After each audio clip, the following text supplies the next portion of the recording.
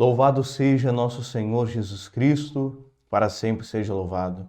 Meu irmão, minha irmã, seja bem-vindo a mais uma edição do nosso programa Identidade Católica, onde nós aqui refletimos e aprofundamos os mistérios da fé na doutrina da Santa Igreja e dos Santos Apóstolos. Convido você que ainda não é inscrito, que se inscreva no nosso canal, ative o sininho das notificações para você poder receber as notificações do nosso programa aí no seu celular, ok? E também peço a todos aqueles inscritos e não inscritos que ajude o nosso canal a crescer cada vez mais, o nosso programa também a crescer cada vez mais, você curtindo, né, dando aí o seu joinha aí, o seu gostei aí para os nossos programas e comentando também, isso ajuda no engajamento, né, no crescimento do canal e do programa, e também compartilhando com seus amigos, conhecidos, para que o nosso programa possa crescer cada vez mais. Amém? Então, conta aí com a colaboração de vocês e lembre-se que nesse gesto simples, vocês estão ajudando a igreja a evangelizar. Vamos iniciar então com a oração? Em nome do Pai, e do Filho, e do Espírito Santo. Amém. Vinde, Espírito Santo, enchei os corações dos vossos fiéis e acendei neles o fogo do vosso amor. Enviai o vosso Espírito e tudo será criado, e renovareis a face da terra. Oremos. Deus que instruís os corações dos vossos fiéis, com a luz do Espírito Santo, fazei que apreciemos retamente todas as coisas, segundo o mesmo Espírito, e gozemos sempre da sua consolação. Por Cristo Senhor nosso. Amém. Inspirai, Senhor, nossas palavras e ações, ajudai-nos a realizá-las, para que em vós comece e termine tudo aquilo que fizermos. Por Cristo nosso Senhor. Amém. São Padre Pio, rogai por nós. Em nome do Pai, e do Filho, e do Espírito Santo. Amém. Então, meus irmãos, hoje nós vamos dar nossa continuidade naquele grande e último tema da primeira parte do catecismo, que é o credo. Então, o último dogma a ser tratado é justamente o dogma do purgatório, né?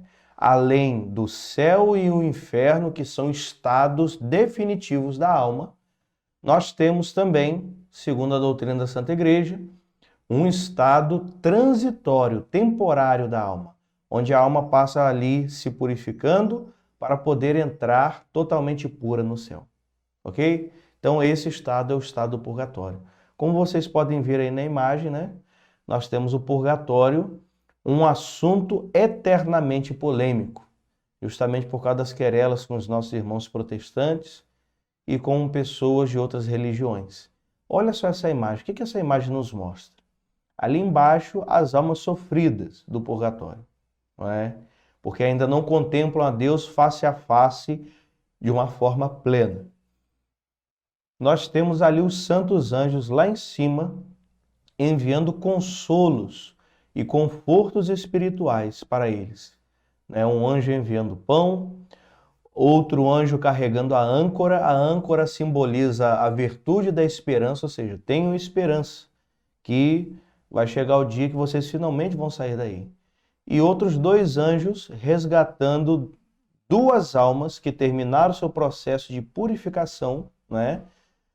Resgatando essas duas almas do purgatório e levando-as para o céu. E aí, a coisa mais importante nesta imagem, quem está ali no centro, na parte superior, a Virgem do Carmo, Nossa Senhora do Carmo. Porque a história de Nossa Senhora do Carmo tem tudo a ver com a doutrina do purgatório, né? Nossa Senhora do Carmo, junto com o menino Jesus, entregam o escapulário a São Simão Stock, dizendo, né? Aqueles que trouxerem sobre o seu corpo este escapulário e guardarem fielmente esta minha devoção, eu retirarei as suas almas o mais rápido possível do purgatório e as levarei para o céu. Então, tudo a ver, né? Tudo que ver a Virgem do Carmo, a Virgem do Carmelo com o purgatório. Então vamos lá.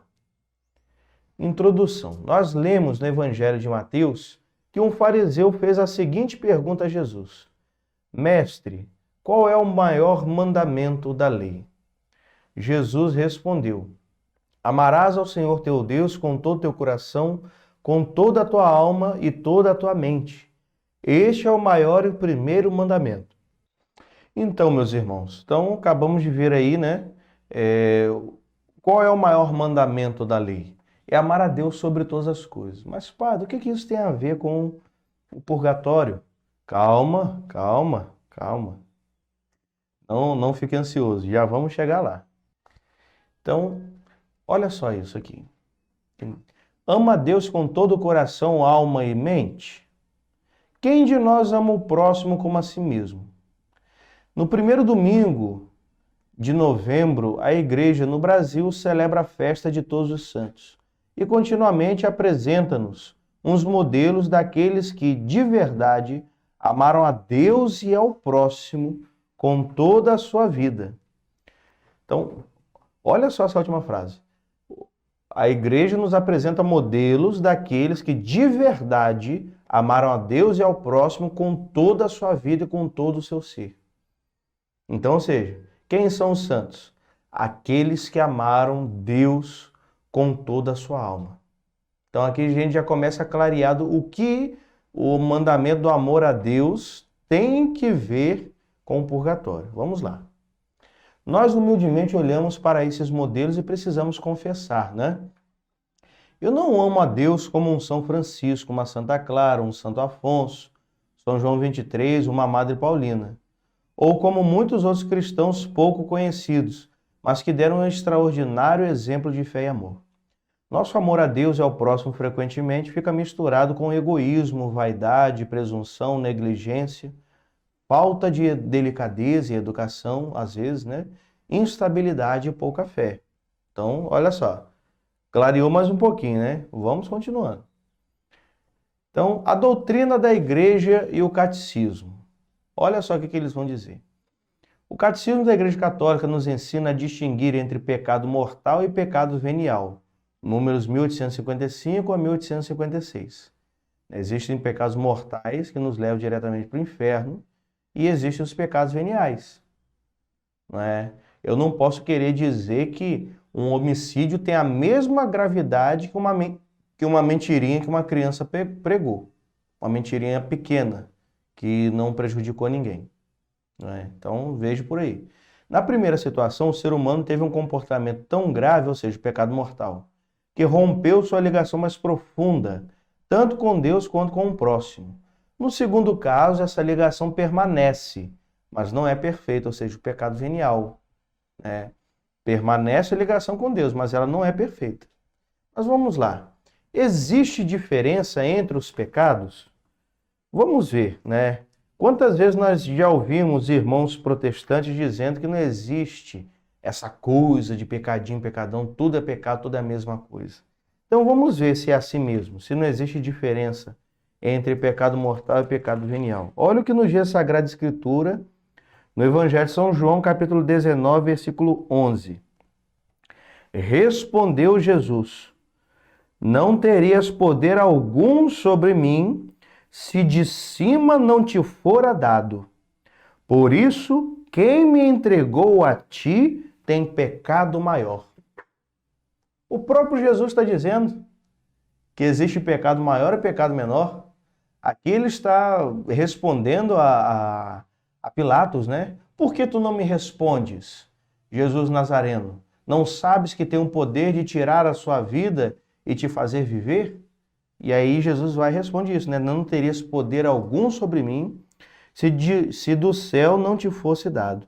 Por isso, aqueles que me entregaram a você para você me matar, eles têm culpa maior, têm pecado maior. Então o próprio Jesus já disse que existe diferença sim. Existem pecados mais graves, pecados mortais e pecados menos graves. Então vamos lá. O que acontece quando o homem chega ao fim da sua vida e deve entrar em contato com um Deus totalmente santo? Com Deus ninguém convive se não for totalmente dele. Vamos ler Apocalipse de São João, capítulo 21, versículo 27. Vamos aqui, nos diz assim a palavra de Deus. Nela, ou seja, na cidade santa da Jerusalém Celeste, nela não entrará nada de profano, nem ninguém que pratique abominações e mentiras, mas unicamente aqueles cujos nomes estão inscritos no livro da vida do Cordeiro. Palavra do Senhor, graças a Deus. Então, o que diz aqui para nós? A Jerusalém Celeste, que é o paraíso no qual Deus nos espera, não é? É o paraíso criado pelo Deus totalmente santo. Então, para viver na presença de Deus no paraíso pela eternidade, a pessoa tem que estar totalmente pura e santa, totalmente perfeita. Não existe imperfeição que habite no céu junto com Deus. Não existe. Então, começam a perceber por que a gente iniciou falando do amor a Deus sobre todas as coisas? Então, vamos lá. O purgatório significa, pois, aqui agora finalmente significado, a graciosa possibilidade que Deus concede ao homem de poder e dever na morte amadurecer radicalmente. O purgatório é esse processo doloroso, como todos os processos de ascensão e educação, no qual o homem, na morte, atualiza todas as suas possibilidades, purifica-se, daí o termo purgatório, purifica-se de todos os limites, fruto da própria história de pecado e de maus hábitos adquiridos ao longo da vida. Os protestantes, em geral, negando o purgatório, contrapõem a esta realidade vacilante da vida humana a tese da opção fundamental, fruto da sola gratia de Lutero.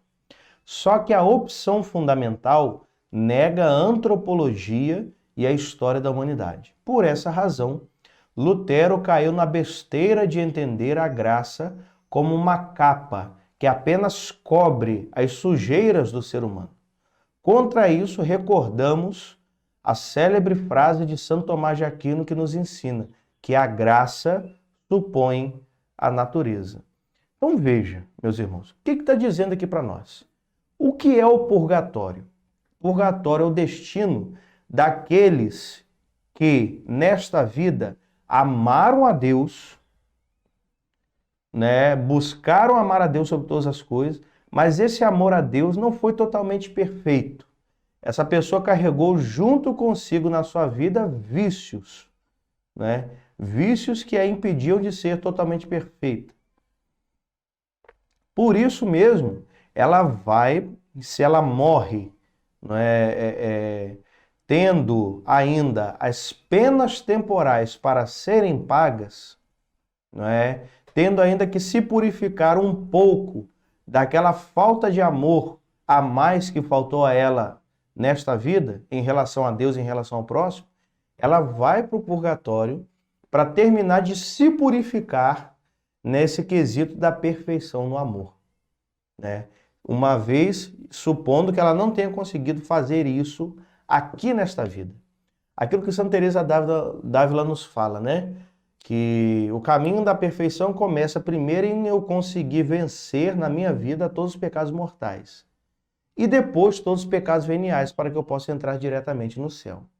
Se a pessoa não conseguiu fazer isso, né, ela vai então passar pelo seu processo de purificação no purgatório. Aí os protestantes negam isso, por quê? Tendo em base a doutrina de Lutero, da sola gratia, só a graça de Deus salva, sem nenhum esforço e nenhum mérito da pessoa humana. E dentro dessa doutrina da sola gratia de Lutero, Lutero pregava a chamada opção fundamental por Deus. Ou seja, a partir do momento que o crente, né, crente aqui eu estou falando de um modo geral, todo cristão, a partir do momento que o crente ele se converte, isso segundo Lutero, ele faz uma opção fundamental por Deus, ou seja, ele aceita Jesus como seu único suficiente Salvador e decide amá-lo sobre todas as coisas na sua vida. Então eles acreditam que é como se o ser humano fosse um robô, uma máquina. A partir do momento que você crê em Deus como seu único suficiente Salvador e você é batizado, você já tem o seu céu garantido. Aí quando você fala dos pecados mortais que a pessoa continua cometendo, né, na sua vida, mesmo depois de convertida, aí você fala, não, mas isso daí basta apenas pedir perdão a Deus e basta. Ou então é inconcebível que a pessoa receba a graça na sua vida e depois ela perca a graça, abandone a fé. E aí é o que diz ali, né? Que infelizmente Lutero, ao fazer isso, ele nega a própria antropologia e a história humana, ou seja, ele nega a própria natureza humana. O homem, né? Quando ele diz isso, que o homem faz essa opção fundamental, definitiva, ele está querendo comparar o homem ao anjo. O anjo pode dar um sim ou um não definitivo a Deus, porque o anjo ele já vive na eternidade. Nós que estamos vivendo nesse mundo passageiro, é impossível nós darmos um sim definitivo e perfeito a Deus por todos os dias da nossa vida. Esse sim ele é dado diariamente. Por isso que muitas vezes a gente tem momentos de queda, tem aquelas pessoas que se afastam da igreja, aquelas pessoas que se afastam e nunca mais voltam. Então, como você negar esse tipo de coisa? Por isso a doutrina de Lutero ela é imperfeita. E aí, Santo Tomás de Aquino, séculos antes, já disse uma verdade claríssima que faz cair por terra esse pensamento de Lutero. A graça de Deus é o que nos salva, sim, mas ela supõe a nossa natureza. Ela supõe a nossa disposição em darmos um sim cada vez mais perfeito a Deus a cada dia mais. Ok? Então, continuando.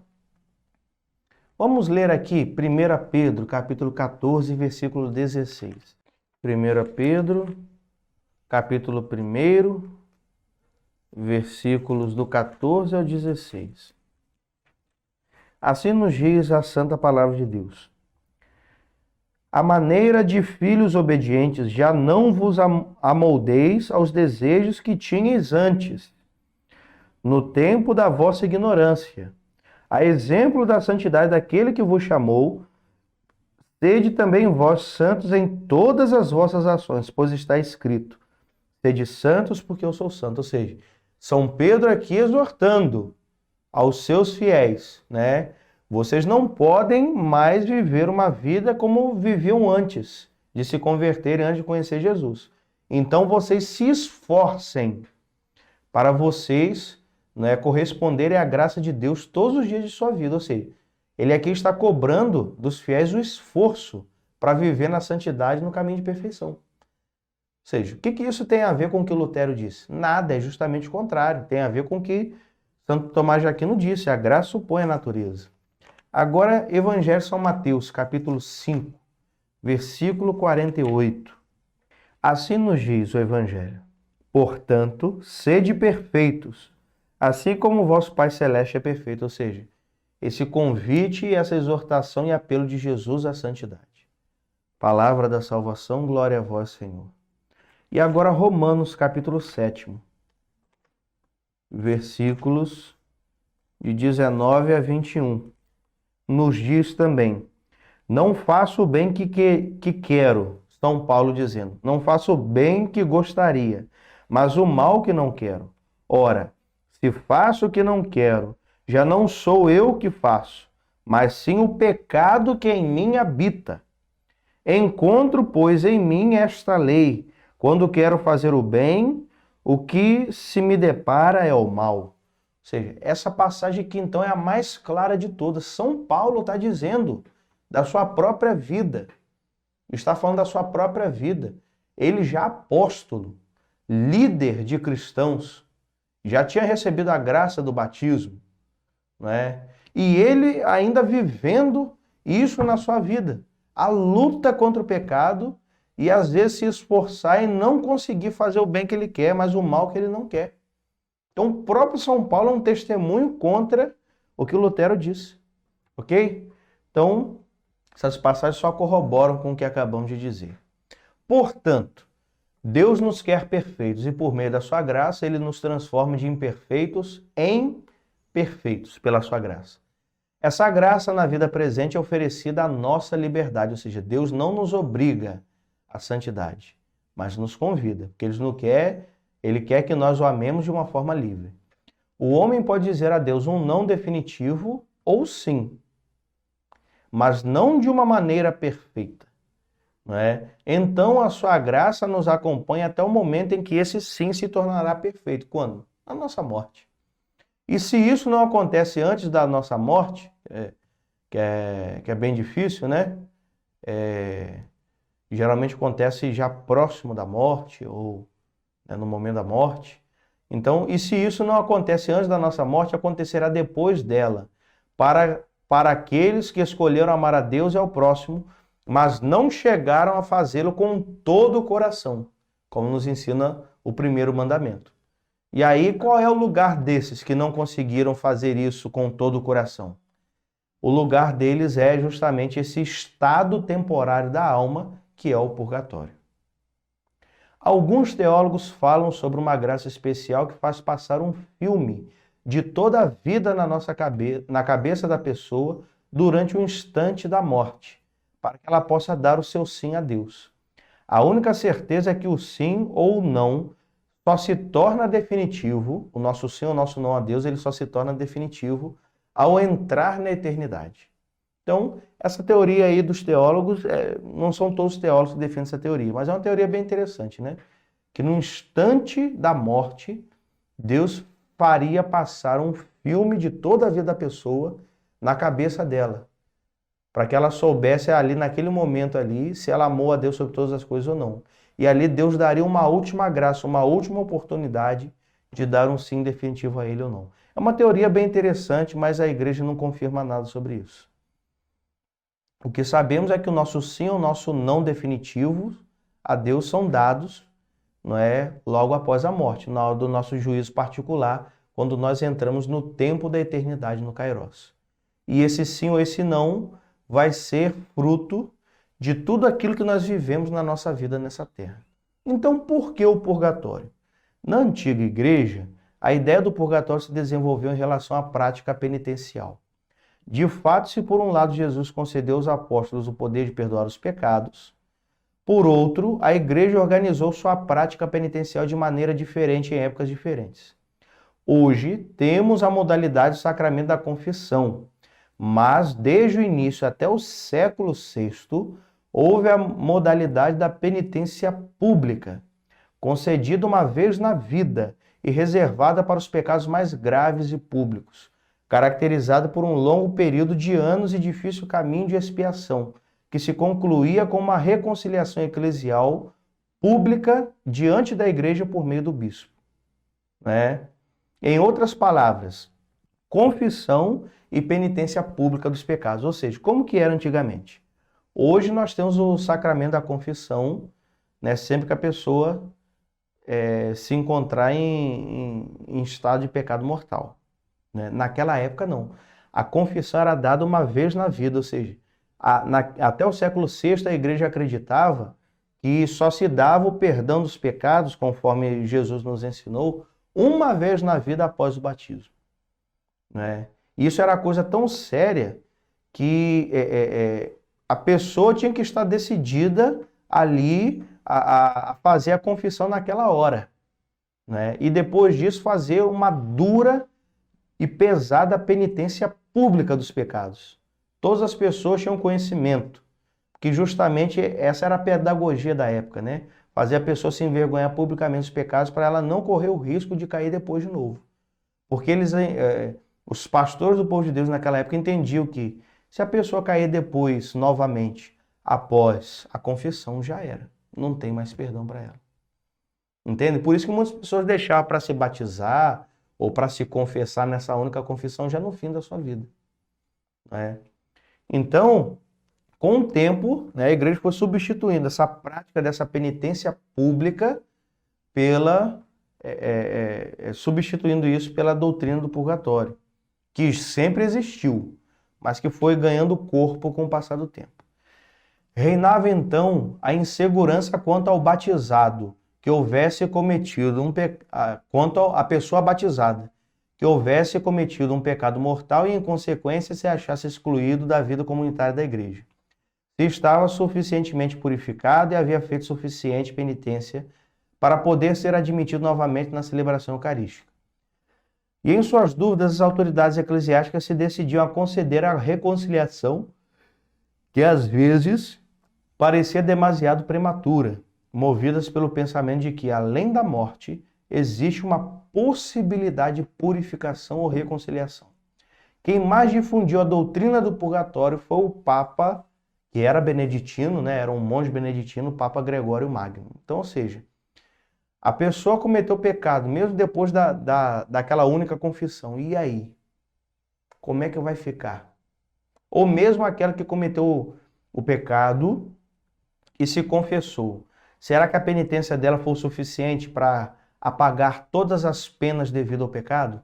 Então ficava essa dúvida. E aí? Será mesmo que essa pessoa vai direto para o inferno? Então, a igreja principalmente ganhou mais força essa doutrina a partir do Papa Gregório Magno. Então, exemplo concreto dessa insegurança quanto ao céu, né? Exemplo concreto dessa insegurança quanto à salvação foi o imperador Constantino, né? Aquele que deu a liberdade de culto aos cristãos no Império Romano.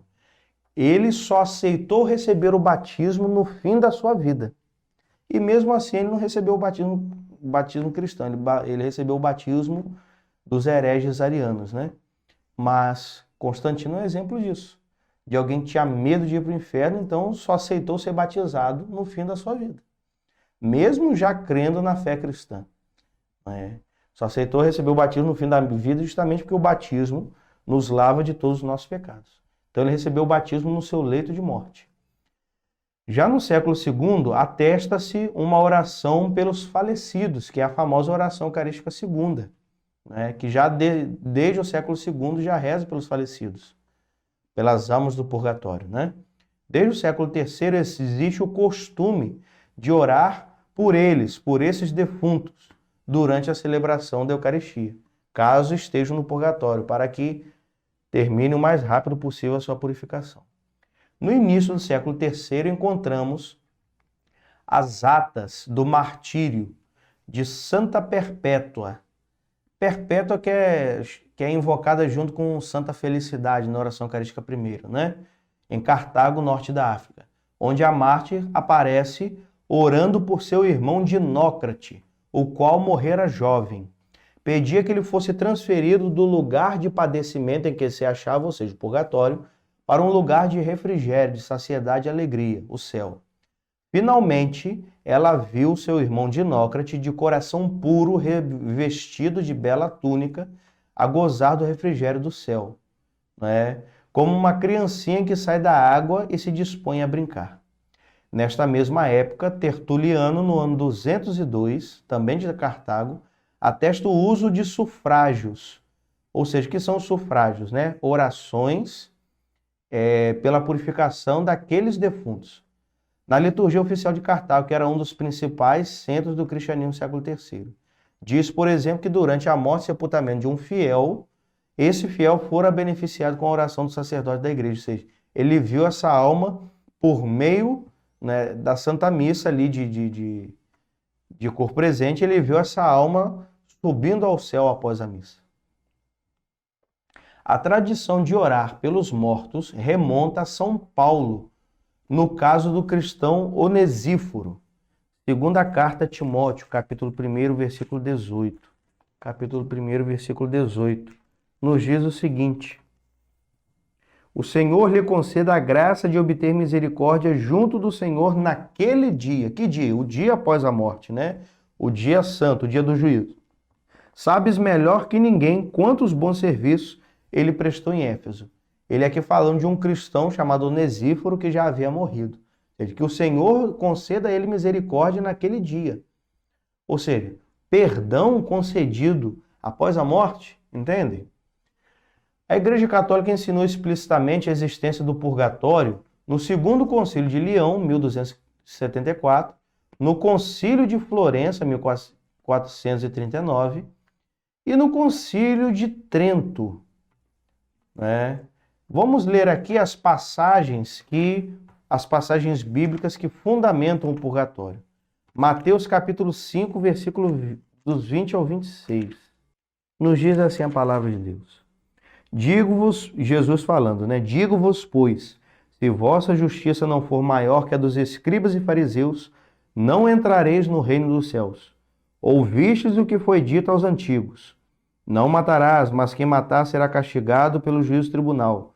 Mas eu vos digo, todo aquele que se irar contra seu irmão será castigado pelos juízes.